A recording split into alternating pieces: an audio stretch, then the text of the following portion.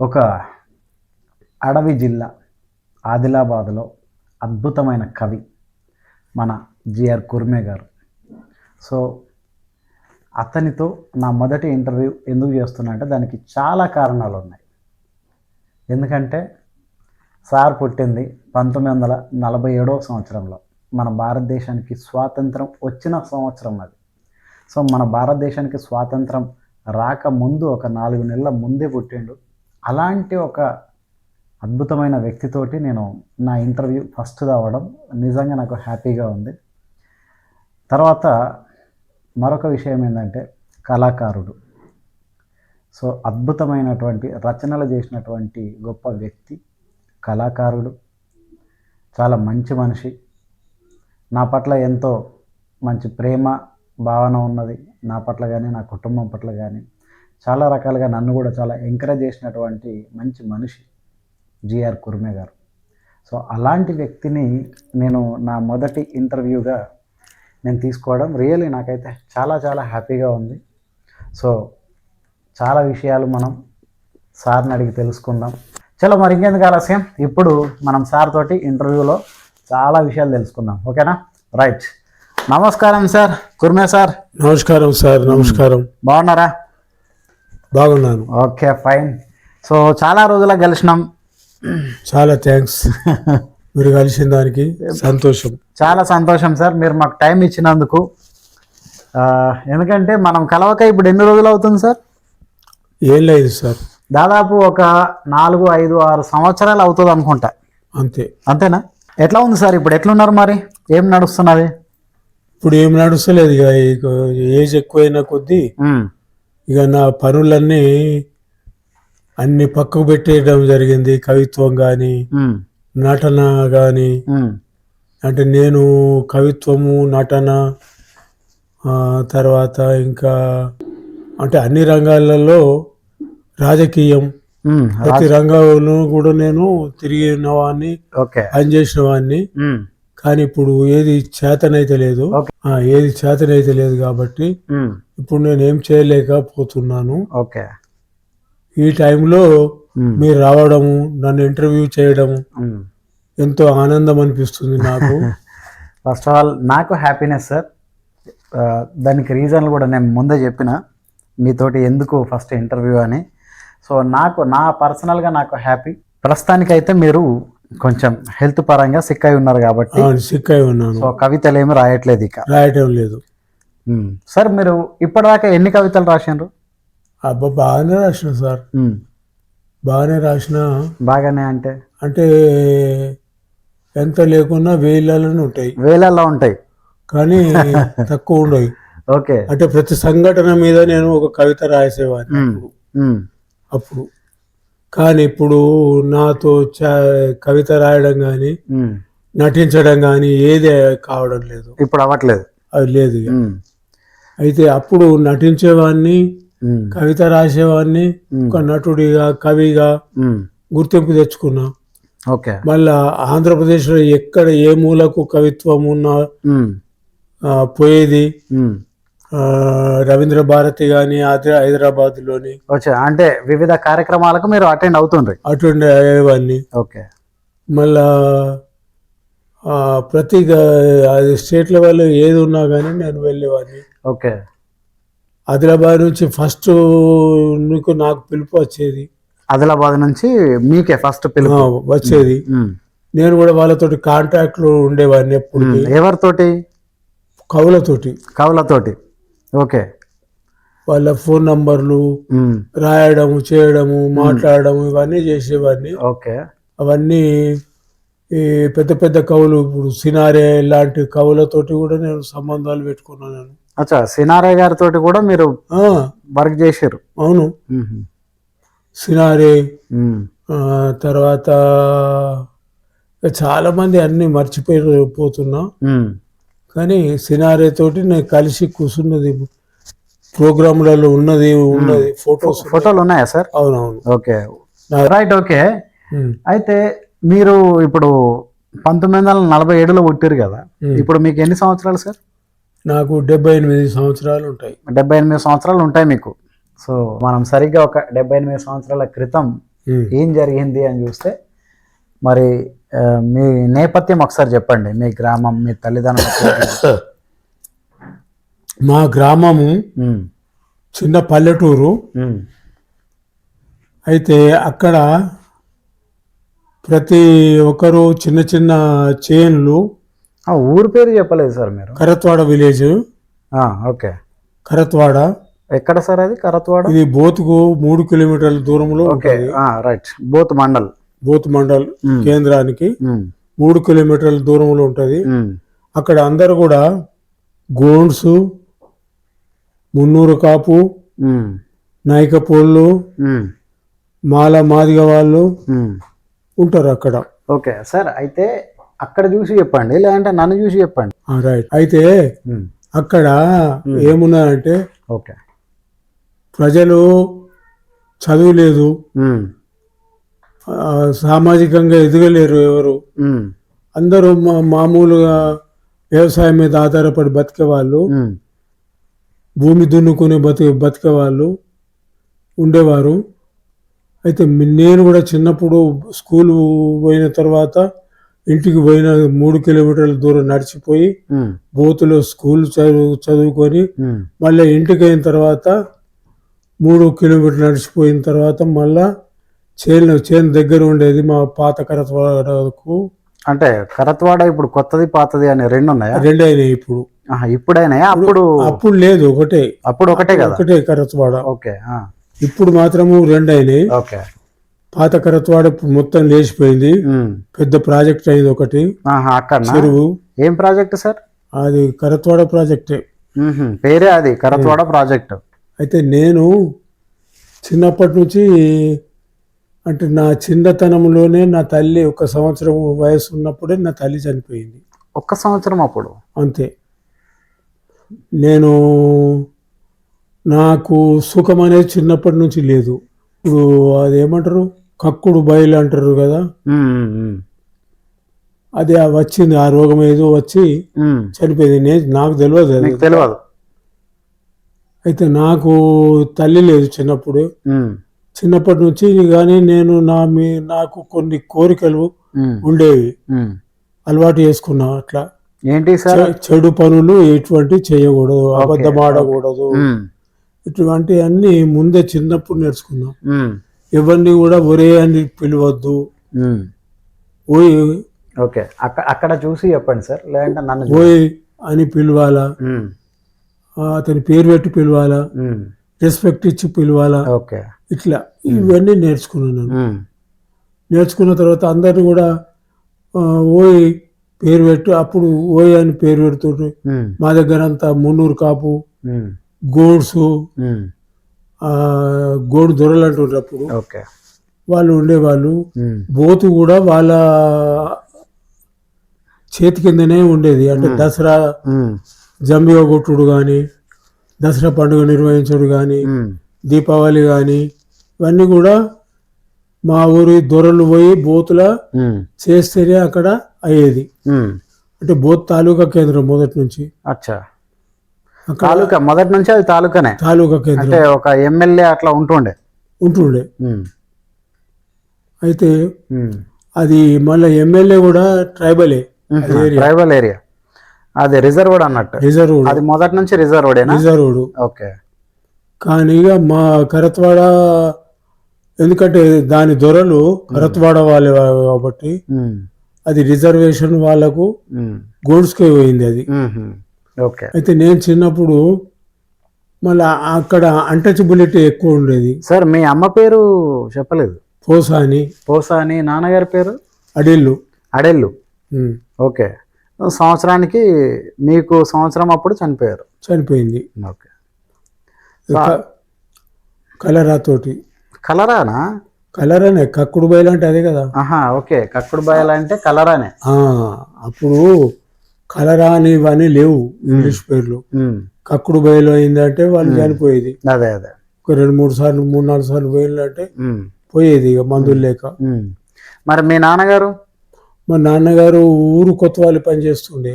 ఊరి కొత్తవాళ్ళు అంటే ఏంది సార్? ఏం పని కొత్తవాళ్ళ పని? గ్రామ సేవకుడు. అంటే ఏం పనులు ఉంటాయి అతనికి? ఏమున్నది, దొరలు ఏం చెప్తే అది ఉమ్, పటేల్, కర్ణం, ఉమ్, పట్వారి ఉమ్. వీళ్ళు ఉంటారు కదా, వాళ్ళు ఏ పనులు చెప్తే ఆ పని చేయాలి వీళ్ళు. అచ్చా. మళ్ళీ ఎవరైనా చనిపోతే కూడా వాళ్ళను బొందలు పెట్టుడు, ఆ, ఆ పని డ్యూటీ చేసేది మీ నాన్నగారు కొత్వాల్ అంటారు. కొత్వాల్. ఆహా. జీతం ఇస్తారా? జీతము గవర్నమెంట్ నుంచి తహసీల్ ఆఫీస్ నుంచి వచ్చేది. వచ్చేది ఎంత ఉంటుండే సార్ మీ నాన్నకి తక్కువ salary? అప్పుడు. అంటే అప్పుడు ఉండేదాన్నే. అప్పుడు 50 రూపాయలు. ఆ, అది అప్పుడు నెల నెల లేదు, ఉమ్, సంవత్సరానికి ఒకసారి ఇచ్చేది. ఆహా. సంవత్సరానికి ఒకటేసారి అంతే. ఎంత వస్తుండే? 50 రూపాయలు ఎంతను. ఒక సంవత్సరం అంతా కష్టపడితే 50 రూపాయలు. అంతే కదా. అయితే ఇంకేంటంటే ఊళ్ళో చనిపోతే చేస్తే ఉమ్, వాళ్ళను బొంద పెట్టడం, ఉమ్, బొందలు తవ్వడం, ఉమ్, వాళ్ళు దాని మీద బట్ట గుడ్డ కప్పిన గుడ్డ తీసుకోవడం, ఉమ్, శవాన్ని బొంద పెట్టడం, ఉమ్. కప్పిన గుడ్డ తీసుకోవడం. ఓకే. అంతే. ఇది నిర్వహించేది ఆ కాలంలో మీ నాన్నగారు. మా నాన్నగారు. ఓకే. ఇక మా తల్లి చనిపోయింది కాబట్టి నాకు మా తల్లి గురించి ఏం తెలియదు. ఆ. ఈ విధంగా. ఉమ్. మీ విద్యాభ్యాసం గురించి చెప్పండి సార్.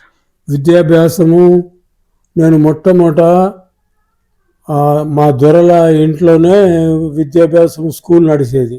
ఆహా. ఓకే. అంటే వాళ్ళే చెప్తున్నారా? వాళ్ళు చెప్పేది కాదు, బోతు నుంచి వస్తుండే ఆహా. ఒక సారు. ఉమ్, కానీ ఉమ్, అక్కడ ఉన్న పిల్లల్లో ఎవరైతే స్కూల్కి వస్తారో ఉమ్. వాళ్ళకు చెప్పేది. ఆ. అయితే అక్కడ అన్టచబిలిటీ కూడా ఉమ్. పాటించేది. అంటరానితనం. అంటరానితనం. ఓకే. ఇక నీళ్లు మాత్రము ఇంటికి పోయి తెచ్చుకుపోయి తాగి రావాలా. ఎవరు? మీరు? నేనే మా ఇంటికి పోయి. ఆహా. మీ ఇంటికి పోయి తాగి రావాలి, అక్కడైతే ఇవ్వరు. ఉమ్. ఆ కుండలు పెట్టేది నీళ్ళు గ్లాసు, అవును. అది ఎక్కువ కులం వాళ్ళకు మాత్రమే తీసుకునేది. అంతే. ఇక ఈ ఎస్సీలకు మాత్రం ఆ. లేదు. లేదు. అయితే మేము కూడా ఇంట్లో మాలా మాది 2 ఉంటాయి ఎస్సీలో. ఉమ్. మాలా మేము కొంచెం మాదిగా కంటే కొంచెం పై స్థాయి, పై స్థానం. ఉమ్, అయితే మాకు నేనేం చేయాలంటే ఇంటికి వచ్చి తాగిపోయేది. ఉమ్. దగ్గరనే కదా, చిన్న పల్లెటూరు. అదే. అవును. అంటే 3 కిలోమీటర్లు మీరు మళ్ళా ఇంటికి వెళ్ళి అక్కడ కాదు, 3 కిలోమీటర్లు ఉన్నప్పుడు మాత్రము ఉమ్. స్కూల్ అనేది దొరికేటి నీళ్ళు. మరి అప్పుడు ఎట్లా మరి ఇస్తుంది? అంటరానితనం ఉంది కదా. అంటరానితనం అక్కడ లేకుండే స్కూల్లో. మరి మీరు ఎక్కడ ఉన్నది అంటున్నారు? మా పల్లెటూరులో ఉండేది. కరత్వాడలో. అంతే. అక్కడ ఉండే, కానీ బోతుకి వెళ్ళినప్పుడు లేదు. లేదు. అక్కడికి అందరికీ ఇచ్చేది. అక్కడ అందరు సమానమే. అంతే. ఆహా. మీ ఊర్లోనే ఆ తేడా ఉన్నది, బోతులో లేదు. లేదు. ఆహా. బోతులో మీరు ఏం చదువుకున్నారు?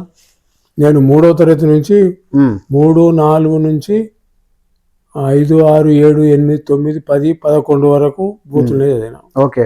11 దాకా. ఇప్పుడు చెప్పండి సార్, అయితే ఫస్ట్ మీరేనా 11వ తరగతి దాకా చదివిన? ఫస్ట్ నేనే. తర్వాత అందరు ఫెయిల్ అయ్యేది 11వ తరగతిలో. అప్పుడు HSC అనేది హయ్యర్ సెకండరీ సర్టిఫికెట్. ఓకే. మొట్టమొదట పాస్ అయిన నేను మాత్రమే. అంటే బోతు మొత్తం బోతు తాలూకాలో ఎస్సీలో పాస్ అయిన నేను. మీరు ఒక్కరే ఇక పాస్ అయిన క్యాండిడేట్ అంటే? అంతే. అందరూ ఫెయిల్ అయ్యి? అందరు ఫెయిల్. అరే, చాలా గ్రేట్. అందరు చదివేది లేదు వాళ్ళకు. నాకు కూడా ఏం లేదు, చదువు మంచి ఇంట్లో చెప్పేది కానీ నేను బుద్ధి కొద్ది చదువుకునేది. ఓకే. ఇంట్లోకి వచ్చి అప్పుడు కిరోసిన్ దీపం పెట్టుకొని, కిరోసిన్ ఆయిల్ గుడ్డి దీపం పెట్టుకొని చదువుకొని పండుకున్నప్పుడు ఆరిపేసి పండేవాడిని. కిరోసిన్ దీపం వెలిగించుకొని చదువుకోవడమే. అప్పటికి లైట్స్ ఇవన్నీ లేవు. అయితే ఆ విధంగా కష్టపడి చదువుకున్నాను నేను. నాకు ఒకటి ఏంటంటే, నేను చదువుకోవాలా, నేను పేరు సంపాదించుకోవాలన్న ఒక తపన అనేది నాకు చిన్నప్పటి నుంచి ఉండేది. అయితే ఎందుకు వచ్చిందో నాకు తెలియదు కానీ చదువుకొని ప్యాంట్ షర్ట్ వేసుకొని ఇన్షర్ట్ వేసుకొని తిరిగే వాళ్ళంటే బాగా సంతోషం మీకు. ఓకే. అప్పుడు మేమెందుకు ఇట్లా ఉండద్దు, మేమెందుకు ఇట్లా చిన్న చెడ్డీలు తొడుక్కొని ఒకటి షర్ట్ తొడుక్కొని చెప్పులు లేక కాళ్ళకు ఏమి లేక ఎందుకు ఉండాలా, ఇది సరిగా లేదు అనిపించేది నాకు. అయితే చెప్పులు లేక ఉండడం కూడా నాకు నచ్చకపోయేది. అయితే నేను చిన్నప్పుడు కొంచెం అయినా కానీ పల్లెటూరుకు 3 కిలోమీటర్ల దూరం ఉన్నా కానీ నేను చెప్పులు లేకుండానే స్కూల్కి పోయేవాడిని, బూతులో తిరిగేవాడిని. బూతుల చెప్పులు లేకుండానే. అంటే చెప్పులు లేకపోవడం అంటే సార్ మీ దగ్గర డబ్బులు లేక కొనుక్కోలేదా, లేకపోతే మీరు తక్కువ కులం కాబట్టి చెప్పులు వేసుకోవద్దు అని ఎవరన్నా చెప్పిండ్రా? తక్కువ కులం అనే ఏం లేదు, స్కూల్ పోయేటోళ్ళకు ఏం లేదు అటువంటిది. స్కూల్ పోయిన వాళ్ళకు మాత్రమే మాకు మా పల్లెటూరులో నాకు విలువ ఇచ్చిండ్రు చిన్నప్పటి నుంచి. ఎందుకు? నేను చదువుకుంటున్నాను. ఓకే, చదువుకుంటున్నావు కాబట్టి నీకు విలువ ఉంది. విలువ ఓకే. నాకు ఒకతను మున్నూరు కాపాయన ఉండే, అతను బాగా దగ్గర తీసుకుంటాడు నన్ను. ఏం పేరు సార్, గుర్తుందా పేరు? చెప్తా అతని పేరు. గుర్తు 2వ తరగతి 3వ తరగతిలో. అబ్బా, 2వ తరగతి 3వ తరగతిలో ఒక మున్నూరు కాపాయన మిమ్మల్ని మంచిగా చూస్తుండే. ఏం పేరు సార్ ఆయన పేరు? ఇంటి పేరు కల్లెం. ఇంటి పేరు కల్లెం.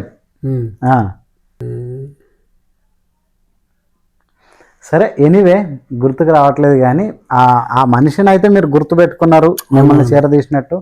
Really great. అది 2వ తరగతి నన్ను బాగా ఇష్టపడేది. అంటే బడికి 3 కిలోమీటర్లు నడిచిపోయి బడికి పోయి రోజు వచ్చి రోజు చదువుకుంటుంటే ఎంత గొప్పతనం అది.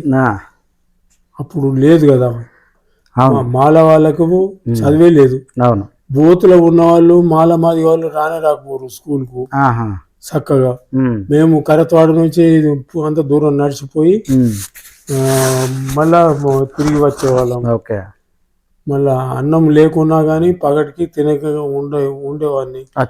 4 గంటల తర్వాత, 5 గంటలకు సాయంత్రం ఇంటికి వస్తుంది.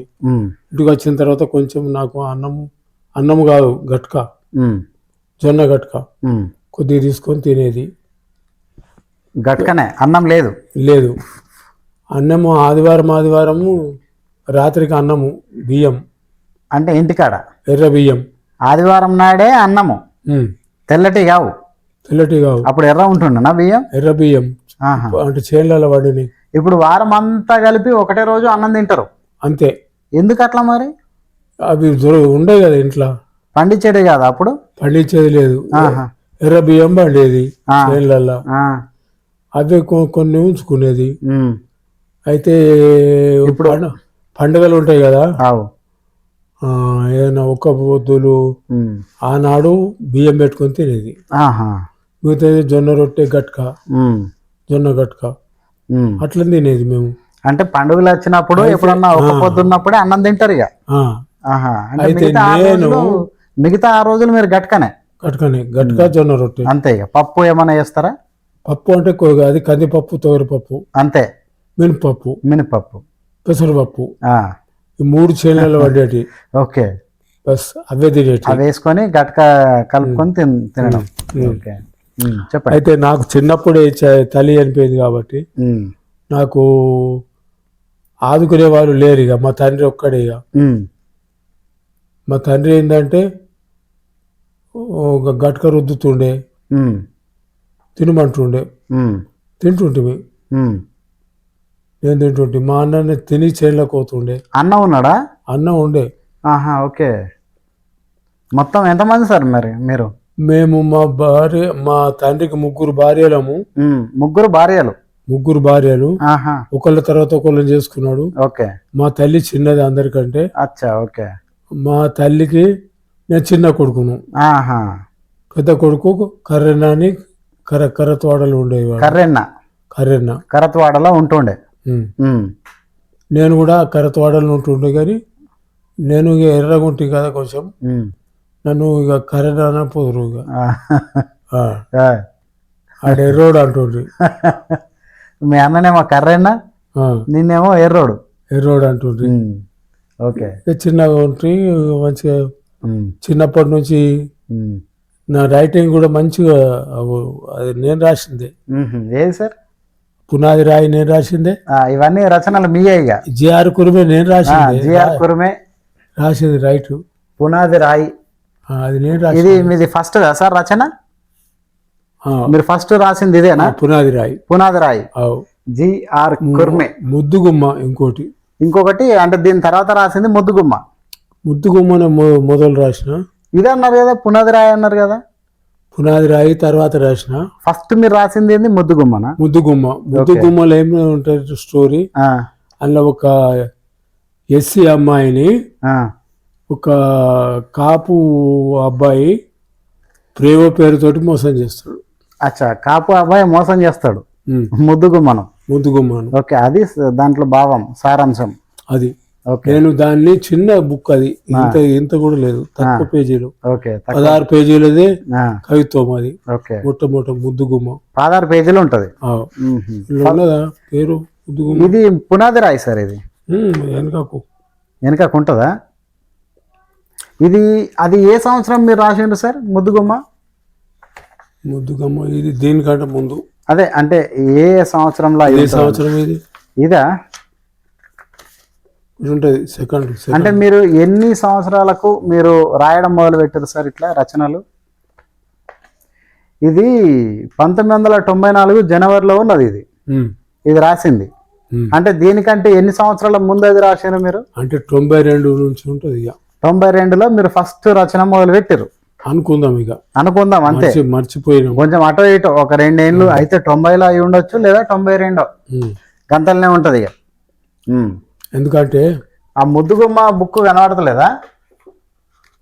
లేదు, అవి అయిపోయినాయి. అదే ఎక్స్ట్రా ప్రింట్ ఉంటే మనం ఇట్లా చూపించేటోళ్ళం. పునాది రాయి జిఆర్ కుర్మే గారు 1994 సంవత్సరంలో రాసిండ్రు అన్నమాట. ఇక్కడ డేట్ కూడా 92 ఉంటుంది. ముద్దుగుమ్మ.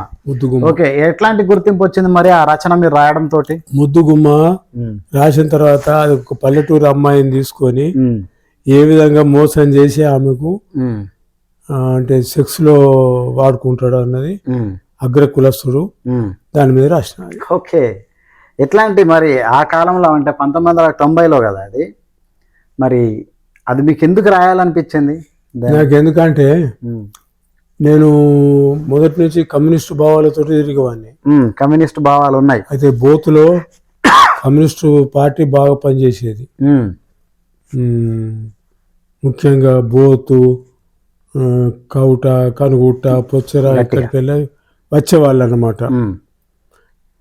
అయితే నేనేందంటే కమ్యూనిస్టు భావాలు కలిగిన వాళ్ళతోటి స్నేహితం చేసేవాడిని. ఆదిలాబాద్ పోయినా ఇటు చూడండి సార్, ఆదిలాబాద్ లో పోయినా కానీ కమ్యూనిస్టు వాళ్ళతోటి కలిసిపోయి మాట్లాడేవాడిని.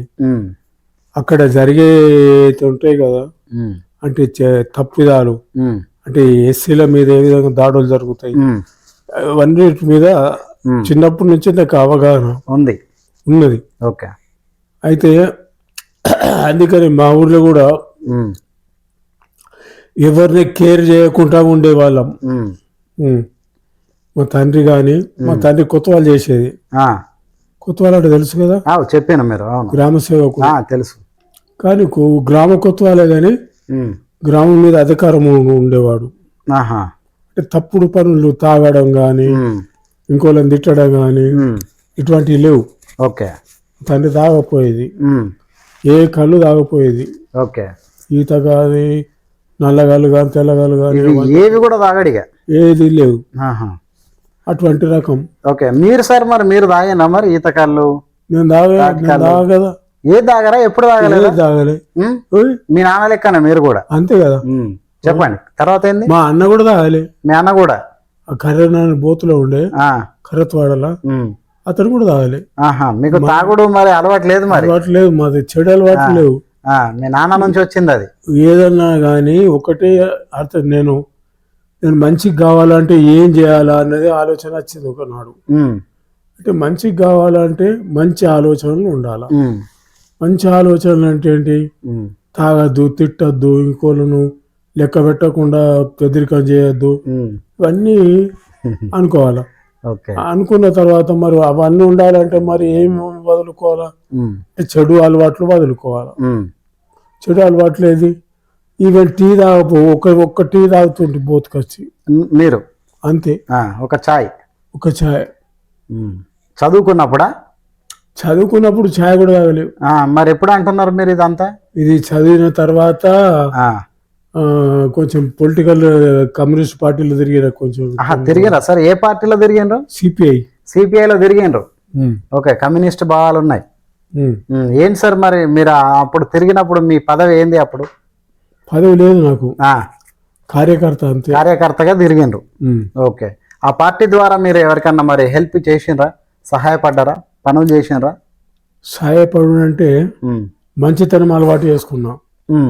ఇప్పుడు రాజేశ్వర్ రెడ్డి, ఇంకా కొందరు పేర్లు ఉండే, మా అంతా గూడెకాపోళ్ళు, వాళ్ళు బోతుల, వాళ్ళతోటి పోయి కూర్చుండేది. ఓకే. గుండేరావు అని ఉండే ఒక బ్రాహ్మణ్, అతని దగ్గర పోయి కూర్చుండేది. కూర్చుండి మంచి మాట్లాడి నేను తెలుసుకునేది. ఓకే. అంటే ఏ పార్టీ ఎట్లా ఉంటుంది, అవి ఆలోచన విధానాలు ఏంటి. చిన్నప్పుడు నాకు అన్ని అర్థం చేసుకొని, చిన్నప్పుడు కానీ నేను లీడర్ అని తిరగకపోదు, బస్ వాళ్ళ దగ్గర పోయి కూర్చుండేది, వాళ్ళు చెప్పిన మాటలు వినేది, ఆచరించేది, ఏది ఏమంటే చేసేది అంతే. అది సరే సార్. ఓకే, ఇప్పుడు మనం ముద్దుగుమ్మ రచన గురించి మాట్లాడుకున్నాం కదా. తర్వాత మీరు రాసింది పునాది రాయి. మరి దీని కాన్సెప్ట్ ఏంటి సార్? ఇది ఎందుకు రాసిండ్రు? పునాది రాయి అంటే ఒక గ్రామ సేవకుడు. గ్రామ సేవకుడు అంతే కదా. అంటే కొత్తవాళ్ళ మా తండ్రి. ఓహో, ఓకే. పునాది రాయి మీ తండ్రి, అందుకే రాసిండ్రా ఇది? అంతే. సో తండ్రి మీద ప్రేమతోటి రాసిండ్రు ఇది, అంతే కదా. అది కన్నడ కొత్తవాళ్ళు అంటారు చూడ. ఇదేనా గెటప్? అదే గెటప్. ఇట్లా కట్టె పట్టుకొని ఇదేంది ఇట్లా వేసుకున్నాడా? నేనే వేసిన బొమ్మ. అదే మీరే వేసిండ్రు కానీ దాని అర్థం షాల్వా టైప్ ఉన్నది ఇట్లా. అదే అదే అది గొంగడి. ఓకే, ఇది మీ నాన్నకు గుర్తుగా రాసిండు అన్నట్టు పునాది రాయి. అంతే. అంటే గ్రామ సేవకుడు. ఏంటి సార్ మరి దీని సారాంశం? ఇందాకైతే మీరు చెప్పిన దాన్ని బట్టి కొత్తవాళ్ళంటే ఏందో అర్థమైంది. మీ నాన్న ఈ పని చేసేటోడు అంతే. సో మీరు ఈ బుక్ మీ నాన్న కోసం రాసిండ్రని మీ నాన్నకు తెలుసా? తెలియదు. ఎందుకు? నేను అప్పుడు మా తండ్రి బతుకున్నప్పుడు నేను కవిని కాదు. తండ్రి చనిపోయిన తర్వాత నేను కవిని. మీ తండ్రి గారు మీకు ఏ సంవత్సరం ఉండే సార్ అప్పుడు? మీ నాన్నగారు చనిపోయినప్పుడు 15 ఏళ్ళు. 15 ఏళ్ళ పిల్లాడు మీరు? అబ్బా, 15 ఏళ్ళకే చనిపోయాడా నాన్నగారు? తల్లి సంవత్సరం లోపలే. అదే సంవత్సరం లోపు తల్లి, 15 సంవత్సరాల అప్పుడు తండ్రి. నిజంగా చాలా బాధాకరం. తండ్రిని చూసిన వీటిని కట్టి పట్టుకొని, అంటే మా స్కాలర్షిప్ వస్తుండే మాకు సంవత్సరానికి ఒకసారి, ఎస్సీగా స్కాలర్షిప్ ఎస్సీ. అయితే మా తండ్రికే ఇస్తుండ్రి, అది మీ నాన్నకే ఇస్తుండ్రి.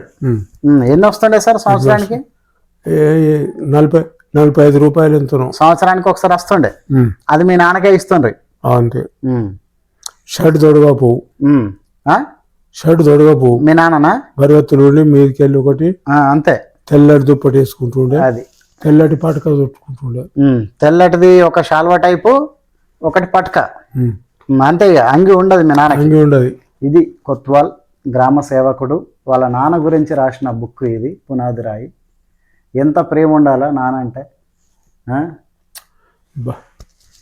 ఏం మాట మాట్లాడితే నిజం సార్, ఎంత ప్రేమ ఉంటే. నన్ను ఇంత దూరం తెచ్చింది మా తండ్రి కదా. తల్లి చిన్నప్పుడు చనిపోయింది. అవును, 1 year లోపలనే.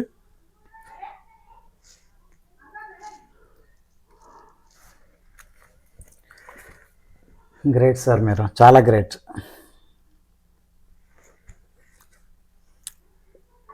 ఏదేమైనా అంటే సార్కి వచ్చే అప్పుడు చదువుకున్నప్పుడు 45 రూపాయలు స్కాలర్షిప్, అది కూడా నాన్నకి తీసుకొచ్చి ఇస్తుండనట. నాన్న వచ్చి తీసుకుంటుండే, ఆయననే వచ్చి తీసుకుంటుండే.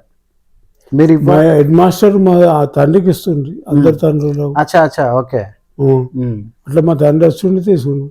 మా తండ్రికి గుడ్డలు లేవు, బట్టలు పొయ్యి మీద ఒకటి ఇట్లా ఒకటి టవల్ ఉంటుండే, అదేమి దుప్పటి అంటుండే, దుప్పటి ఒకటి పట్క, పాగా పట్క అంటుండే, అది చుట్టుకుంటుండే.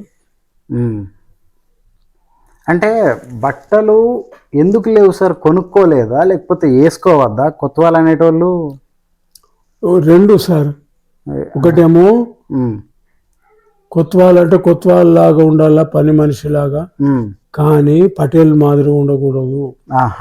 ఒకటి పటేల్ అంటే వాడికి పొట్టకు లేకున్నా కానీ పర్వాలేదు, వాడికి బట్టలు ఉండాలా, అది నియమం. ఓకే, ఇప్పుడు మా దగ్గర పొట్టకు లేకపోయినా బట్టలు ఉండాలి పటేల్ అంటే, అంతే కదా, అది నియమం. నియమం. ఇంకా మాకు ఎంత పెద్దగా, మాకు భూమి మంచిగా ఉన్నాయి, పంట పండుతుండే, అన్నీ ఉన్నాయి. ఇట్లా మునూరు కాపోడికి లేని ఇంట్లో గింజలు మా ఇంట్లో ఉండేది, గాదెలు ఉండేది. గాదెలు అంటే జొన్నలు పోసుకునేది, అంటే పాత్రలు, కుండలు, అట్లాంటి గాదెలు అంటారు. గాదెలు అంటే ఓకే. సో అవన్నీ ఉంటుండే మీ దగ్గర మంచిగా. కొంచెం మీరు క్యాష్ పార్టీ, క్యాష్ పార్టీ ఉన్నోళ్ళే మీరు. పొట్టకు బట్టకు మోతాదు లేదు వాళ్ళకు. కానీ నియమం ప్రకారము మీ నాన్న బట్టలు అవి అంటే అంగి వేసుకోకుండా, అప్పుడు మా తాతలు కూడా వేసుకోలేదు కదా. ఇప్పుడు మీ నాన్నగారే వేసుకోలేదు అంటే ఇక మీ తాతల పరిస్థితి ఇక మనం చెప్పక్కర్లేదు ఇక కదా. అయితే నేనేం చేసిన అంటే ఫస్ట్ నేను 7th 8th అయినాక కూడా గట్లనే వచ్చిండు. నేనేమన్నా అనుకుంటున్నాను, ఒకటి బోతుల అంగడి తాగేది, మంగళవారం బోతుల అంగడి జరుగుతుండే. చెప్పండి. అంగడిలో ఏమంటే అంగీలు అమ్ముతుండ్రి, రెడీమేడ్ అంగీలు, షర్ట్లు. అయితే నేను ఒకటి కొన్నా, చూసి కొని పట్టుకొచ్చిన. అంటే పైసలు ఇంటికి వెళ్ళని తీసుకుపోయినా, అన్నిట్లో మిగిలిస్తుంటే పుస్తకాలు దాంట్లో ఉంటాయి కదా, నోట్ బుక్లు కొనంగా మళ్ళా ఇవి పెన్లు, తర్వాత అవన్నీ కొనంగా దాంట్లో మిగిలిచి నేను ఏమి చెడు అలవాటు లేవు నాకు, రూపాయి ఖర్చు పెట్టని కాదు. అయితే నేనేం చేస్తుంటే అంటే ఒకసారి ఒకటి అంగి కొన్నా. మీ నాన్నగారికా? మా తండ్రికి. అది ఎట్లా అంటే పేరు యాదస్తలేదు, ఒక టైలర్ ఉండే అక్కడ బోతుల, ఆ టైలర్ దగ్గర తీసుకున్నా. ఓకే, తీసుకొని తొడిగిపించిన, ఇంటికి తీసుకుపోయి తొడిగిపించి బోతుకు తీసుకుపోలా మా స్కూల్కు. వాళ్ళను మీ నాన్నగారిని స్కాలర్షిప్ కోసం. ఓకే, అంటే మాకు ఇయర్ కదా పిల్లలకు. అవునవును. అయితే అట్లా తీసుకుపోయి అక్కడ వదిలిపెట్టి సార్ కలిపి, మా తండ్రి వచ్చిండు, సార్ నాన్న అని చెప్పిన. ఓకే, చెప్పిన తర్వాత అతను చూసి సరే అని అంత అంగి తొడిగిచ్చింది. ఇక ఆయన స్కూల్లో తొడిగిచ్చిన, అప్పటి నుంచి అంగి తొడిగిపించిన షర్టు. ఫస్ట్ మీరే అంగి వేయించండి ఇక, అంతే. అప్పటిదాకా అంగి ఎన్నడే వేయలే. ఒక టవెల్ కడుపు ఇట్లా వేసుకుంటుండే, ఒక పట్క చుట్టుకుంటుండే, పట్క అంటుండే. సో మీకు తెలిసినంత వరకు అయితే మీరే ఫస్ట్ అంగి వేయించారు మీ నాన్నగారికి. నేను గ్రేట్ సార్. స్కూల్లో నేను క్లాస్ ఫస్ట్ ఉన్నాను. క్లాస్ అంటే 2-3 ముగ్గురు నేను కొన్ని. ఎంతమంది ఉంటుండ్రి క్లాస్లో? 25 మంది ఉంటుండ్రి. ఓకే, 25 మంది ఉంటుండ్రి. దాంట్లో మీరు ఫస్ట్ అంటే 2 ముగ్గురులో నేను. బ్రాహ్మణులు ఫస్ట్ ఉండ్రి, బ్రాహ్మణ పూర్వాలు. వాళ్ళకి ఎందుకంటే ఇంటికి పోయిన తర్వాత వాళ్ళ పెరితండ్రులు, పెరితండ్రుల కొడుకులు, వాళ్ళు టీచర్లు ఉండేవాళ్ళు, వాళ్ళు చదివిపించేది. మేమేమో గుడ్డి దీపం పెట్టుకొని కష్టపడి చదివేది. మరి అయితే నీకు ఇట్లా అన్నిట్లా నేను ముందరికి వచ్చాను. అయితే నేను చదువుకొని అప్పుడు గ్యాస్, నూనె, కిరోసిన్ చదువుకొని పడేటప్పుడు 6 పేజీ పంటుంటే చీకట్లే పండుకుంటుంటు. చీకట్లనే, ఫ్యాన్లు లేవు, కరెంట్ లేదు. సరే, ఇప్పుడు మీ ఊరు కరత్వాడ కదా, మీ ఊర్లోనే కరెంటు లేకుండా ఉండేనా? పక్క పొంటి మరి బోతు తాలూకాలో కూడా లేకుండే, బోతులో కూడా లేదు. అది 3 రాష్ట్రాలు కలిసే దగ్గర ఒకటి కంబ పెడుతుంది, అక్కడనే ఒక చిన్న బుడ్డి దీపం పెట్టేది ఉండే. అప్పుడు కరెంట్ ఉండే కానీ అన్నో ఒక దగ్గర లేదు, కరెంట్ లేదు. బుడ్డి దీపాలే. బుడ్డి దీపమా? ఉమ్. ఉత్త దీపంకు నేను ఇంకా లైట్ ఉండేనేమో అనుకుంటున్నా. లైట్లు మళ్ళీ వచ్చినాయి, కరెంట్ వచ్చినాయి. ఎన్నేళ్ళకి వచ్చినాయి సార్? మీకు గుర్తుంటుందేమో. ఏ సంవత్సరంలో కరెంట్ వచ్చింది మీ ఊర్లో? మా ఊళ్ళో సార్ 1962. 62? 62 అంటే మీకు 15 ఏళ్ళు. అంత ఉంటాయి మరి. 15 ఏళ్ళకు కరెంట్ వచ్చిందా? వచ్చింది. ఇంకా లేట్ అయిందా? గంతే అనుకుంటున్నా ఇక. అయితే బోతుల మా ఊర్లో ఒకసారి వచ్చింది. ఎట్లా ఎందుకంటే బోతులు ఇవ్వంగా వాళ్ళకు కరెంటు మిగిలిందట. మిగిలితే వాళ్ళు అక్కడ ఉన్న దొరలు పటేళ్ళు ఉంటారు కదా, బ్రాహ్మణులు, వాళ్ళు ఏం చేసినట్టే కరెంట్ వాడక ప్రపోజ్ చేసిండ్రు. అంటే మిగిలిన కరెంటు కరెంట్ వాడక ఇవ్వాలని. దగ్గర మాదే కనుగుట్ట ఒకటి దగ్గర, కౌట కరెంట్ వాడ ఒకటి దగ్గర విలేజ్ లో. అంటే కనుగుట్ట కొంచెం పెద్ద ఊరు, కరెంట్ వాడ చిన్నది. సో అట్లా బోతుకు ఇవ్వంగా మిగిలిన కరెంటు మీకు ఇస్తుండ్రి. అదే మీరు పుట్టినాకట ఒక 15-20 ఏళ్ళకి వచ్చింది కరెంటు. అప్పటిదాకా కరెంటు లేదు. 15 ఏళ్ళు. సరే సార్, తర్వాత ఇప్పుడు ఇంకో విషయం మాట్లాడదాం. మీరు ఫస్ట్ రాసింది ముద్దుగుమ్మ. అవును. ఒక అమ్మాయిని ఎట్లా మోసం చేస్తుర్రి అనే పాయింట్ మీద. తర్వాత రాసింది పునాది రాయి, మీ నాన్నగారి పని, కొత్వాల్ గ్రామ సేవకుడు గురించి పునాది రాయి అని రాసింది. ఇది 1994 జనవరి అని ఉంది. ఇందులో ఇప్పుడు మీకు ఇందులో ఏదైనా గుర్తుందా సార్? మీరు ఇందులో రాసిన ఏమేమి రాసిండ్రా? ఇందులో ఏదైనా బాగా మీకు గుర్తుండేది ఏదైనా ఉంటే చెప్తారా? కొత్వాల్ది ఉన్నది, ఒకసారి చెప్పండి. అది మా తండ్రి మీద రాయాలన్న కోరికతోటి బుక్ వచ్చింది, కాలచక్రం. ఇది కూడా ఒక్కొక్కరిది ఎట్లా బతుకుంటుంది. అమ్మ భారతి, కళ కరిగింది, ఇది కవిత్వమే. ఓకే. మరుగుజ్జులు, పొట్టోళ్ళు. మంచిగా కనిపిస్తున్నాయి సార్ మీకు కళ్ళు. మరి మంచిగా చదువుతున్నారు, మంచిగా చూస్తున్నారు. గ్రేట్. 78 సంవత్సరాలు ఉన్నప్పటికీ అక్కడ చూసి హెడ్లైన్ బాగానే చదువుతున్నాడు సార్. అదొకసారి గుర్తించడమ్మా అనుకో. ఇది కూడా తిక్కతోటి రాసింది. అవునా? అంతే కదా. ఏమని వాణ్ణి గుర్తించడమ్మా అనుకో అంటే వీళ్ళు ఎక్కువ కులస్తులు తక్కువ కులస్తుల్ని లెక్క పెట్టరు, చిన్న చూపు చూస్తారు. అందుకోసము అప్పుడు వాడిని పోయి మనం దండం పెట్టుడు ఎందుకు? సో వాడిని గుర్తించడం మానే. ఓకే. అది తిక్క. ఆ తిక్కతోటి రాశారు అంతే. వాడిని గుర్తించడం అనుకో. ఓకే. గ్రామ సేవకుడు. ఇదేనా మీ నాన్నగారి గురించి రాసింది? ఒకసారి చదవండి అది, గ్రామ సేవకుడి గురించి. అబ్బా కనబడతలేదు. కనబడతలేదా? అద్దాలు తెమ్మంటారా? అద్దాలు తెస్తే కనిపిస్తుంది. కనబడుతుందా? అద్దాలు తీసుకురా, కాళ్ళ అద్దాలు. లేకపోతే నేను చదవాలనా? చదువు. నిలబడితే అతడొక పొన్ను కర్ర. పొన్ను కర్ర అంటే తెలుసా? అదే ఇప్పుడు చూసినా కదా, ఇక్కడ ఉన్నది కర్ర. అది నేనే దించిన ఫోటో. అదే ఆయన నిలబడితే ఒక పొన్ను కర్ర, కదిలితే అతను అవుతాడు విసన కర్ర. అంతేనా? అంటే ఇతరులకు గాలి ఊపుతాడు. అదే అంటే సేవ చేస్తాడు. కదిలితే అతడు అవుతాడు విసన కర్ర. జీవితం కాలుతున్న క్రొవ్వొత్తి. ఈ లైన్ ఎందుకు? జీవితం కాలుతున్న క్రొవ్వొత్తి అంటే కొవ్వొత్తి అంటే మనం ఇది పెట్టుకోమా? ఏంది కొవ్వొత్తి? అవును, కొవ్వొత్తి వెలిగిస్తాం. అదే మరి కాలుతున్న కొవ్వొత్తి అంటే కాలుతూనే ఉంటది, అంటే ఇతరులకు వెలిగిస్తాడు. అవును. ఓకే. ఆ ఉద్దేశంతో రైట్. ఇతరులకు వెలిగిస్తూ అంటే ఇతరులకు సేవ చేస్తాడు కాబట్టి వాళ్ళకి సేవ చేసుకుంటూ ఉండడమే ఆయన లైఫ్. ఇంకా అలాగే కరుగుతూ ఉంటది లైఫ్ అనేది. అంతే. సో జీతం అతడికి నాస్తి. లేదు, జీతం ఉండదు. జీతం ఉండదా? ఎక్కడిది? సంవత్సరానికి 50. అది తర్వాత వచ్చింది, ముందు లేదు. ముందు అది కూడా లేదా? ఏమి లేదు.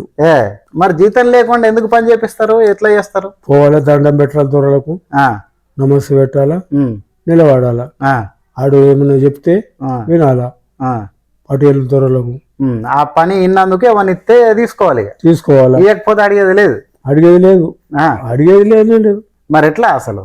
అయితే సీజనల్ టైంలో ఇప్పుడు పత్తి, జొన్న, ఈ పెసళ్ళు, మినుములు పండిస్తారు కదా. అవును. అలా పంట అప్పుడు అలా చేనులకు పోతే అల్లి ఇంత వారెత్తుంది.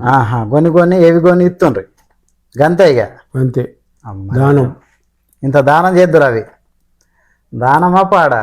ఎన్నో పనులు మీతో చేయించుకొని కొన్ని ఇస్తే అది ఎట్లా దానం అవుతుంది? అలా అనేది దానం చేస్తున్నామని. సరే, ఇంకొక 3 లైన్లు ఒకటి ఉన్నది, అది కూడా చదువుదాం. చెప్పు. అతడు ఊరికి పుట్టు బానిస. అంతే కదా. అంటే ఇప్పుడు డబ్బులు తీసుకోక పని చేసేవాడు. అంతే ఇక బానిస లెక్క పనిచేసుడే. ప్రభుత్వానికి కట్టు బానిస. ఈడ పుట్టు బానిస, ప్రభుత్వానికి కట్టు బానిస. ఆడ చిన్న కోతాలవాడి కాడికి వెళ్ళి ఎవడన్నా కానీ చిన్న చిన్న జీతం పనిచేసేవాడు కానీ ఏమన్నా వాడు చెప్పిందల్లే చేయాల. అటెండర్ చెప్పినా చేయాల్సిందే అంతే. ఇటు ఊరోళ్ళు చెప్పినా అటు ప్రభుత్వం ఓడి చెప్పినా ఏసుడే కట్టు బానిస. అదే కంటికి కనురెప్పల ఊరికి కాపల. అంతే కదా. ఎట్లా కళ్ళు ఎట్లా ఊరు కాపలగా కనురెప్పలు కాపలగా ఇది అట్లా చూస్తూనే ఉండాలి. ఇక ఊళ్ళో ఏం జరుగుతుంది సమాచారం ఇచ్చుడు. కనీస వేతనాల చట్టానికి అతీతుడు. కనీస వేతనాల చట్టం లేదు ఆడికి, ఆయనకు లేదు. ఈ ఇష్టం ఉన్నంత ఇస్తారు అంతే, తీసుకోవాలా. ఈ కనీస వేతనాల చట్టం వచ్చిందా సార్? అప్పటికి వచ్చింది. ఎవరు తీసుకొచ్చారు ఈ కనీస వేతనాల చట్టం? ఇది కాంగ్రెస్ వచ్చింది. సో ఈ చట్టం పరిధిలోకి అతను రాడు. అరే బాగుంది సార్ ఈ లైన్. కనీస మర్యాదలు పొందని ప్రభుత్వ ఏకైక సేవకుడు. అంటే ఉద్యోగి అన్నమాట. ఏం రాశారు సార్ నిజంగా మీరు. సూపర్ సూపర్ సూపర్, చాలా బాగా రాశారు. సో కనీస వేతనాల చట్టానికి అతీతుడు, కనీస మర్యాదలు పొందని ప్రభుత్వ ఏకైక సేవకుడు. అంతే. కొత్వాల్ బాగా రాశారు కదా. సూపర్. గాంధీజీ కలలు గన్న ఈ దేశపు బడుగు పౌరుడు. తెలుసు కదా బౌడు అంటే. బడుగు పౌరుడు అంటే తెలుసు. మరి గాంధీజీ కలలు కనడం ఏంది? వీళ్ళ కోసం కలలు కన్నాడా? అప్పుడు భారతదేశాల మీద కలలు కన్నట్టు చెప్పింది కదా. ఏమని? గాంధీజీ చేస్తున్నాడు ఇదంతా అని, గాంధీ బొమ్మకి అన్ని పోయి కొబ్బరికాయలు కొట్టుడు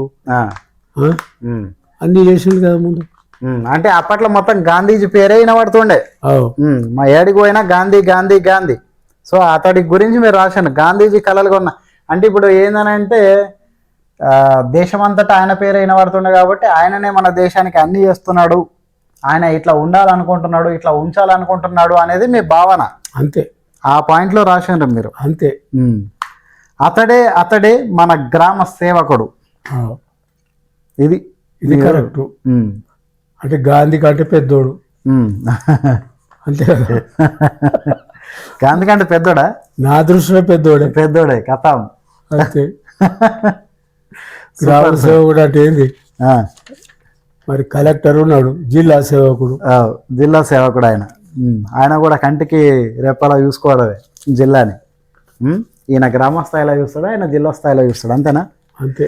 రియల్లీ సూపర్ సార్, సూపర్గా రాశారు. అసలు 1994లో ఇది తండ్రి గురించి, తండ్రి జ్ఞాపకాలని గుర్తు చేసుకుంటూ రియల్లీ గ్రేట్. ఇది పెళ్ళి ఏ సంవత్సరంలో జరిగింది మీకు? నా చిన్నతనంలో అయింది. నాది చిన్నతనం అంటే ఎన్ని సంవత్సరాలు మీకు అప్పుడు? 8వ తరగతి. 8వ తరగతి అప్పుడే పెళ్ళయిందా? 8 అని అంటే మీకు దాదాపు ఒక 15 సంవత్సరాలు. 1962లో. 1962లో అంటే 15 ఏళ్ళు అప్పుడు మీకు 8వ తరగతి పెళ్ళి అయిపోయింది. భార్య పేరు ఏంటి సార్? భార్య పేరు మా ఇంటి దగ్గర గిరిజ. గిరిజ. అరే బాగుంది పేరు. Madam name super. ఆ రూమ్ లో ఉన్నది. హాల్లోనా? అదే చూసినా ఇందాక ఇక్కడ చూసినా అన్నట్టు గుర్తుంది. అబ్బో, ఆమెకు ఎంతో విలువిస్తుంటున్నాను. మీరా? ఏమిత్రం కాదు, దేవత ఆమెనా? అట్లా చూస్తుంటున్నాను. మీరు అయితే వాళ్ళు మా తాత నుంచి మా తండ్రి నుంచి చుట్టాలు. ఇప్పుడు వీళ్ళు. ఆమెకు ఎన్ని సంవత్సరాలు అప్పుడు? అప్పుడు ఆమెకు 11 ఉండేమో. 11 ఏళ్ళు. అంతే. అంతే. చిన్నప్పుడు పెళ్ళిళ్ళు, పెళ్ళిళ్ళు బాగా చిన్నప్పుడు. ఇది ఇచ్చిండ్రా మరి అప్పుడు? దౌరి అది ఉండేనా అప్పుడు? లేవు, అవన్నీ ఏం లేవు ఆ టైంలో. ఇవన్నీ నడవలే ఉంటున్నాయి. చుట్టరికం బంధుత్వం చూసేది అంతే. ఏం ఇట్లా ఇచ్చుడు తీసుకున్నాడు అవేం లేవు. తీసుకోలేదు ఎవరికి ఇయ్యలేదు. ఏం సార్ మరి మీ పెళ్ళి ఏ సాంప్రదాయం ప్రకారం జరిగింది? మన హిందూ సాంప్రదాయం. హిందూ సాంప్రదాయం. అంటే పందిరి వేసి 5 రోజులు పండుగ వేసి ఆ, ఆ, ఆ. 5 రోజులల్లో 3వ రోజు పెళ్ళి అవుతుంది. అచ్చా, ఓకే. అంటే 5 రోజుల పెళ్ళ జరిగింది అట్లా. ఆహా, గ్రేటే మీరు. ఏంటి సార్, ఫస్ట్ రోజు ఏం చేస్తారు, సెకండ్ రోజు ఏం చేస్తారు? అది పైడిమూడు పని ఒకటి ఉంటుంది. ఏ రోజు అది? ముందు ఫస్ట్ ఒకటో రోజు. వాళ్ళు పందిరి వేస్తారు. మనము ఇంటికాడ పందిరి, మొగోళ్ళ ఇంటికాడనే పందిరి. ఆ, ఆనాడు వాళ్ళ ఇంటికి పోయి పైడి ముడుచుకొని తీసుకురాలి ఆ అమ్మాయిని, మన ఇంటికి తెచ్చుకోవాలా. తెచ్చుకొని ఈడ ఉంచుకొని 2వ రోజు 3వ రోజు పెళ్ళి అవుతుంది. వాళ్ళు వస్తారు అందరూ. అప్పుడు ఎడ్ల బండ్లు కట్టుకొని వచ్చేది, 25 బండ్లు కట్టుకొని వచ్చేది మా పెళ్ళికి. ఆహా, ఓకే. ఎడ్ల బండ్లు, ఎట్ల బండ్లు అప్పుడు కౌంట్ ఎన్ని వస్తే అంత గ్రేట్. 5వ రోజు? 5వ రోజు 4వ రోజు వాళ్ళ ఇంటికి పోకడా. 5వ రోజు నాడు మళ్ళీ మన ఇంటికి తోలుకొచ్చుకో. ఓకే, తోలుకొచ్చుకొనిగా అమ్మాయిని ఉంచు. అంటే పెళ్ళి అయితే అది ఆమె పెద్ద అయితేనేమో ఉంచుకునేది, లేదంటే పంపించేది. మళ్ళీ పంపించడే తిరిగి. అంతే కదా. అంటే నేనేమంటున్నా అంటే 5వ రోజు తోలుకొని వస్తారు కదా, అప్పుడు సత్యనారాయణ వ్రతము ఇట్లాంటివి ఉంటుండేనా 5వ రోజు? అదే అడుగుతున్నా. ఉంటుండే. ఇక వ్రతం అది చేసుకున్న తర్వాత పంపించుడు, తిరిగి ఇంటికి పంపిస్తుండ్రు ఇక. పూజలు పునస్కారాలు ఉన్నాయి అప్పటి నుంచి. ఉన్నాయి. అదే అడుగుతున్నా. 5వ రోజు నాడు వ్రతం జరుగుతుండే. అంటే ఇట్లా 5 రోజుల పెళ్ళి. ఇప్పుడు కూడా ఈ కార్యక్రమాలు అన్నీ జరుగుతాయి, కానీ 5 రోజులు చేయరు ఇప్పుడు. లేదు, పందిరి ఒక రోజు చేసేస్తారు, హల్దీ అదే రోజు ఏమో చేస్తున్నట్టున్నారు. తర్వాత పెళ్ళి జరుగుతుంది, ఆ తర్వాత కుదిరితే రిసెప్షన్ పెడుతున్నారు, ఆ తర్వాత ఒక రోజు చూసుకొని వ్రతం కూడా చేస్తారు. ఇది జరుగుతున్నాయి. కాకపోతే ఇప్పుడు 5 రోజుల పెళ్ళి అనే కాన్సెప్ట్, ఆ టైటిల్ పోయింది, కానీ యాజ్ ఇట్ ఈస్ జరుగుతున్నాయి ఇప్పటికి కూడా అది. రైట్ సార్, ఇంకా మరి చెప్పాలా మీకు మంచి మధుర జ్ఞాపకాలు ఏమన్నా మీ గిరిజ మేడం గారితో ఏమున్నాయి? ఆమె మంచిది, మాట తీసేది కాదు. ఈమె కూడా మంచిది, మాట తీసేది, చెప్పినట్టు ఉంటారు. అంటే ఆవిడ గురించి గొప్పగా చెప్తున్నారు కాబట్టి ఈవిడ్ని వెంటనే చెప్తున్నారా, లేకపోతే నిజంగానే? నిజంగానే ఫీల్ అవుతుందని చెప్తున్నారు. ఆమె తెచ్చి ఉంచింది. ఆమెనే ఆమెనే ఆధారం. ఈమె రావడానికి కారణం ఏంది? ఈమె చిన్నపిల్ల అప్పుడు. అట్లనా? ఈ మేడం పేరేంది అసలు? ఇంటి పేరు పోసాని. ఇంటి పేరు పోసానా? అడెల్లి పోసాని. అడెల్లి పోసాని. కానీ మేము లక్ష్మి అని మార్చుకున్నాం మీరు ఇక్కడికి వచ్చాక. అంతే కదా మరి. లక్ష్మి గారు, రైట్. అంటే వీళ్ళ అక్కగారే గిరిజ గారు, అంతే కదా? అంతే. మరి ఎందుకు మళ్ళీ రెండో భార్య మీకు అవసరం ఏర్పడింది? అరే ఆమె చనిపోయింది కదా. ఆవిడ ఉన్నప్పుడే కదా ఈవిడ వచ్చింది అంటున్నారు. చిన్నప్పటి నుంచి మా దగ్గర ఉన్నాయి. ఈమెనా? ఇంతప్పటి నుంచి. మీ దగ్గరే ఉండే. ఆవిడే పెళ్లి చేసిందా మీకు? గిరిజ గారే మీకు పెళ్లి చేశారా ఈ మేడం తోటి? గుర్తుందా? అవును. ఆ మేడం దగ్గర ఉండి చేశారా? అవును. అవునా? ఆమె దగ్గర ఉన్నది. తర్వాత మా హరికృష్ణ కూడా పెద్దగా ఉన్నాడు. ఓకే. మా నివేద పెద్ద బిడ్డ కూడా పెద్దగా ఉన్నాడు. అప్పుడు హరికృష్ణ సార్కి ఎన్ని సంవత్సరాలు ఉంటాయి? 15, 16 సంవత్సరాలు ఉంటాయి హరికృష్ణ సార్కి. ఇప్పుడు హరికృష్ణ సారు, ఈ చిన్నాయన మోహన్ సార్, వీళ్ళిద్దరు ఎవరు పిల్లలు ఇప్పుడు? అంటే ఏ భార్య? పెద్దదాని కొడుకేమో అతను హరికృష్ణ. ఓకే. చిన్నదాని కొడుకు మోహన్ సార్. Right, okay. బాగుంది. ఇంకా సార్ మరి బిడ్డలు మాత్రము ఆమెకే 3 ఉన్నారు, ఆడోళ్ళు. మీకు కూతుర్లు ఉన్నారా సార్? 3 ఉన్నారు. 3 కూతుర్లు. ఫస్ట్ ఆమెకు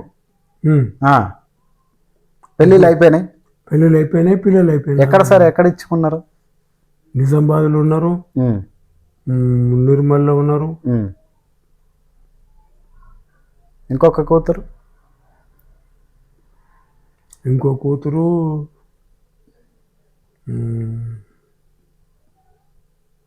చిన్న కూతురు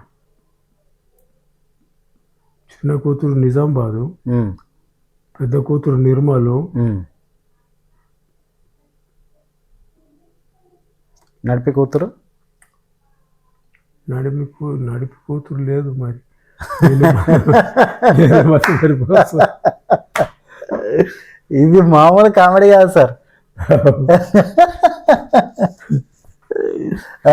ఏం చేస్తాం, కుటుంబం పెద్ద అయిపోయింది. ముగ్గురు కూతుర్లు అంటున్నాడు సారు, గుర్తు చేస్తే గుర్తు రావట్లేదు. సరే ఇట్లా ఉంటుంది అన్నమాట. అయితే నేను కూడా అప్పుడప్పుడు నీకు ఇట్లాంటి మాటలు వస్తుంటాయి మా మధ్యలో, ఎందుకంటే మా ఇద్దరి మధ్యలో ఉన్న సాన్నిహిత్యం అలాంటిది కాబట్టి అట్లా కూడా నేను అంటుంటా. నానమ్మా ఏమైంది అడుగుతా పేరు, అరే నాకు తెలకుంటే ఎట్లా. సరే ఫన్ మూమెంట్ ఏంటంటే మూడో కూతురు లేదు. ఇద్దరు కూతుళ్ళు, ఇద్దరు కొడుకులు. సో అది సారేమో గుర్తు చేసుకుంటున్నాడు. అవును చిన్నోళ్ళు లేవరబ్బా అని మేడంను పిలిచి అడిగితే లేదు ఇద్దరే కూతుర్లు, ఇద్దరు కొడుకులు అని చెప్పేసి అంటున్నారు. సో అదనమాట. అంటే 78 సంవత్సరాలు ఎంతో జీవితం చూసిన మనిషి. సో కొన్ని మతి మరుపులు కొన్ని ఉంటాయి కదా. సో అదనమాట. అయినా సరే చాలా విషయాలు గుర్తు చేసుకొని మరీ చెప్తున్నారు మెల్లిగా ఓపికగా. సో అది ఇంకా ముందుకెళ్దాం. సరే సార్, అది మరి ఇప్పుడు వాళ్ళు మీ కొడుకులు ఏం చేస్తున్నారు ఇప్పుడు? ఒకడు టీచర్, గవర్నమెంట్ టీచర్. ఎవరు సార్? పెద్ద కొడుకు Harikrishna sir. Mohana Krishna surveyor. Okay, surveyor. గవర్నమెంటా? గవర్నమెంట్. ఇద్దరికి ప్రభుత్వ ఉద్యోగాలు ఉన్నాయి. ఈ హరికృష్ణ సార్ ఎక్కడ సార్ ఇప్పుడు, ఎక్కడ చెప్తున్నాడు? ఆదిలాబాద్లో గవర్నమెంట్ స్కూల్. ఓకే. చిన్న కొడుకేమో surveyor. So well settled. Nirmal తాలూకాలోనా డ్యూటీ? ముద్దుగుమ్మ గురించి మాట్లాడుకుందాం, పునాది రాయి గురించి మాట్లాడుకున్నాం కదా. తర్వాత మీరు ఇంకొకటి ఈ తెలంగాణం అని రాశారు. తెలంగాణం జిఆర్ కుర్మే. సో రాశారు కదా ఈ బుక్ మీరే. ఈ బుక్ ఉద్దేశం ఏంటి సార్? ఈ బుక్ రాయడానికి గల ప్రేరణ ఏంటి? అది తెలంగాణము అప్పుడు ఫైటింగ్, తెలంగాణ గురించి ఉద్యమం జరుగుతున్నప్పుడు జరిగింది. ఉద్యమం జరిగిన తర్వాత కేసీఆర్ అతని దాంతో మొత్తం తెలంగాణ వచ్చింది. ఓకే, కేసీఆర్ గారితో తెలంగాణ వచ్చింది. సో అన్న దృష్టితోటి నేను తెలంగాణ, అప్పుడు అందరం జై తెలంగాణ నినాదాలు ఉండేది. అప్పుడు నేను రాసిన కవిత్వాలు అవి ఇవన్నీ కలిపి ఒక ప్రింట్ వాళ్ళే ఫోటోలు వేసి కేసీఆర్. ఓకే, మన మీరు ఇది కేసీఆర్ గారికి అంకితం ఇచ్చారా ఈ బుక్? తెలంగాణ ఇచ్చిన. అదే ఇక్కడ కేసీఆర్ గారు చేసినటువంటి తెలంగాణ ఉద్యమం నేపథ్యంలో రాసిన బుక్ ఇది, తెలంగాణం అని. సో తెలంగాణ ఉద్యమంలో కేసీఆర్ గారు ఏం చేశారు, ఎప్పుడేం జరిగింది, చాలా డీటెయిల్డ్గా ఉంటాయి చదువుతా పోతే కదా. అవును.